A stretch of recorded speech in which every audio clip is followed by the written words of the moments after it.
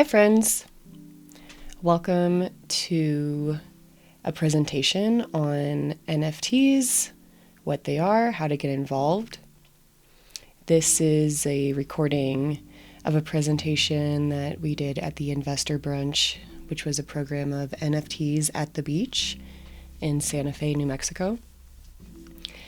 I have been in residency at the beach for the last 2 months, working on Web3 art and trying to understand the NFT landscape. Major thanks to Rosemary Carroll and Bet Williams for supporting me through this and providing space and time for me to go down this rabbit hole. So, very excited for you to join me on that. So let's get started. So, some of the things we'll talk about today. Very, very brief history of digital art on the internet, the blockchain, NFTs, crypto, why you should care at all about this, and how does it work? And we'll talk briefly about opening a wallet, collecting NFTs, investing in crypto, but there will be a separate video to go further, deeper down that rabbit hole if you're interested in collecting on your own. So, we're in the new era of digital art. And as you might imagine, artists have been engaging in web-based media since its inception. Net artists were some of the early pioneers using the internet after it escaped from the military and the academic zones, and programmers, coders, artists started flocking to the web to create their own new landscape. So Web 1.0 is sometimes referred to as read era, where folks would go to the internet seeking information and knowledge, but unless you were skilled at coding, knew how to get on the platform, it was pretty difficult to engage with it other than reading it. Then Web 2 came around. A lot of people talk about this as the invention of YouTube, Facebook, Twitter, things that folks could become creators and write on the web. So there was this back and forth dialogue. It was no longer just reading, but also being able to participate in the content being displayed there. However, there's many implications and problems that happen with these platforms through different algorithms and the way that businesses own them.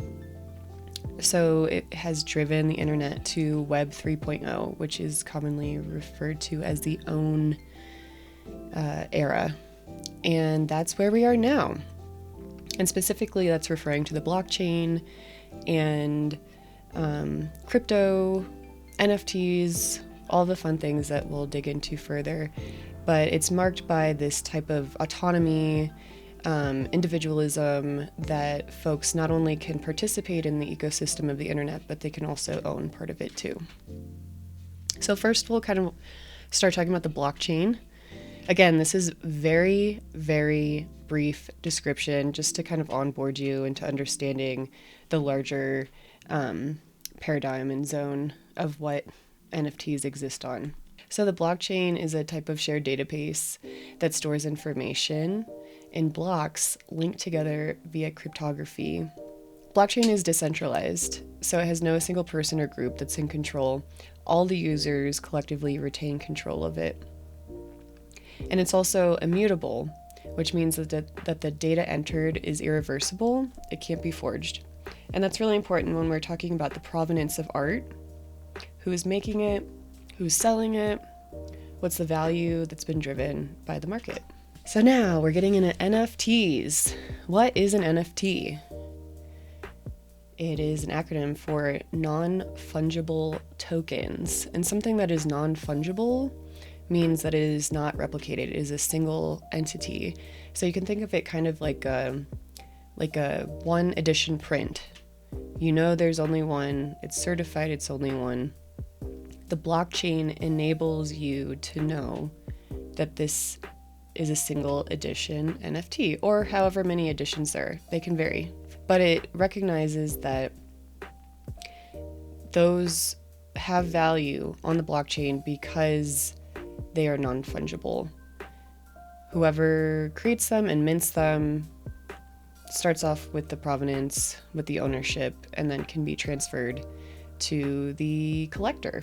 So NFTs are a class of digital assets that live on the blockchain, and they can take form in many different ways. The ways that I have been creating and investing in them so far are on objkt.com, using the crypto Tezos.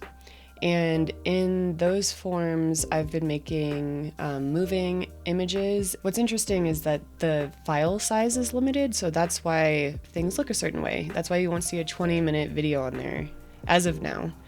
The blockchains and the networks, the platforms are all changing all the time. So it's very likely that there is another network that exists right now that can handle that, or will be more in the future. But as of now, on objkt.com, the file sizes are very small. That limits the file size, the aspect ratio, the amount of time that a moving image can take up on the site. But of course, these can also be, coding, it can be games, it can be music, it can be all sorts of things. NFTs are these small files that a user can mint, aka create, and put on the blockchain on different NFT marketplace platforms. And once they're there, it's kind of like its name, it's a marketplace, so anyone can go on there and buy them with the cryptocurrency that they are listed to be sold with. And here's some really famous examples of some of the highest prices that have been sold for NFTs. One is Every Days, the first 5,000 days, which was created by Beeple and sold in 2021, auctioned on Christie's, and it sold for $69 million, which is wild.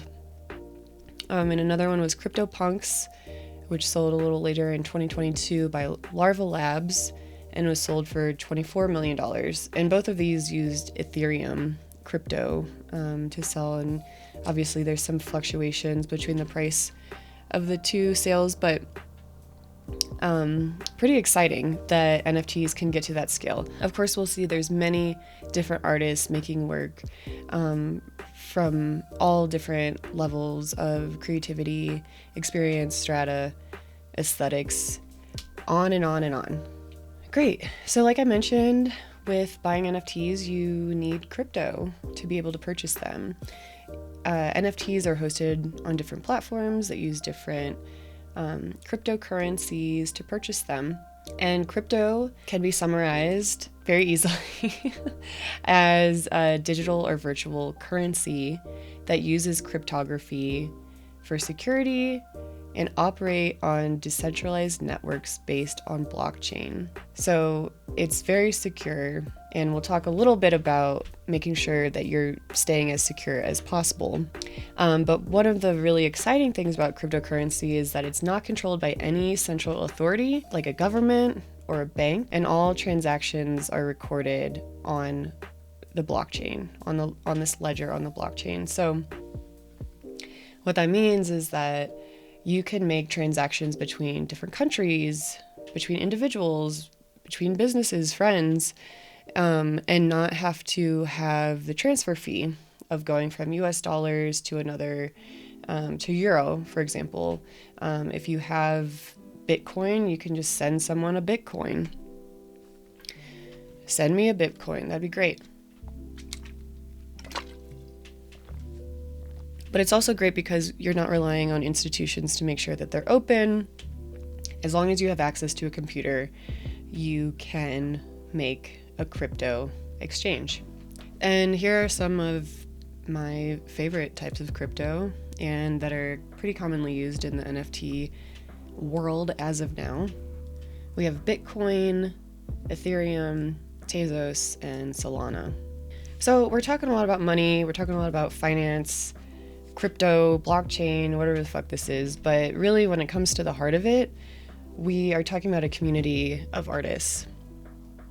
And, like I said, one NFT sold for $69 million, but there's a lot of artists engaging in this platform to experiment with their medium, with their practice, to meet more people, to become collectors themselves where they might not have been able to previously with the current art world.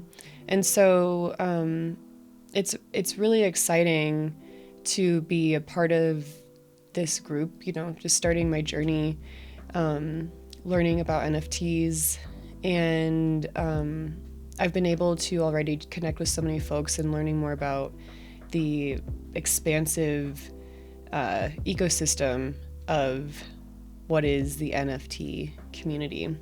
But just so you know, a lot of ways that people interact and connect on there to talk about NFTs is through Discord, Twitter, aka X, Warpcaster, and objkt.com, which is one of the NFT marketplaces. So to go a little deeper into the NFT marketplaces, they're online websites that you can go to with the search of your browser. And you can kind of think of them like Amazon or Etsy or anything in between, but they're specifically selling NFTs. And users can create accounts and profiles and host different collections of NFTs that they are creating, minting, and selling online. And here are some of a few of my favorites that I like, and you can see that they all use different cryptocurrencies. So my preferred platform right now is objkt.com. That's what I've been minting my new collection of consensual hallucination manifestation oracle deck on. And that uses the cryptocurrency Tezos. Then there's also Foundation, which uses Ethereum. Ordinals is a special Bitcoin NFT platform. Magic Eden uses Solana as well as other cryptocurrencies to sell NFTs. So why am I doing this? Why are people doing this? Why is anyone doing this? What's the benefit for artists and investors? I, as a video artist, have never sold a video prior to making NFTs. I've made commissions, I've gotten grants, I've performed, I've sold things with DVDs and cassette tapes, but I've never been able to sell my moving image on its own online prior to this moment. So it's pretty exciting for me just to get my work out there and to be able to collect and buy and support other moving image artists in the medium that they are native to. And how we differ from the regular art market is that you're able to put royalties on your NFTs. So when I sell one of my NFTs, I can sell it to a collector, and then the collector can sell it again on a second marketplace. However, when it gets resold, I get part of the royalty in that sale. So the money still trickles back to the original creator, which is super cool and does not exist in the current art market, widely at least. As an investor, you can sell on the second marketplace on these different NFT platforms and make a profit, depending on the value of the artist over time. So like I said, I'm making another video that'll be a follow-up to this that is much more in-depth walkthrough on how to buy crypto and collect NFTs, but this is just kind of a broad overview, just to kind of get you thinking about getting involved. So purchasing crypto. So like I said, you need crypto to purchase NFTs. And the one that I prefer to use is Tezos. That's what is used on objkt.com. Basically, 3 things that you need to get started is a Coinbase account, a crypto wallet. I use Temple Wallet because that is capable of using Tezos, and an NFT marketplace. I use objkt.com. So the way that I like to conceptualize it is that Coinbase is kind of like your crypto bank. That's where you can transfer US dollars into crypto, and then your crypto wallet acts as your debit card that you can take funds out of your Coinbase account, hold them in your wallet, and then use that crypto wallet to purchase NFTs at an NFT marketplace. So purchasing Tezos is very easy. You can make an account on Coinbase. It'll ask you for information just to verify your identity. And you can use either your bank account, a debit card, or PayPal, or even Apple Pay to purchase crypto. Great. So we got our Coinbase account. We got some crypto transferred from good old US dollars. What's next?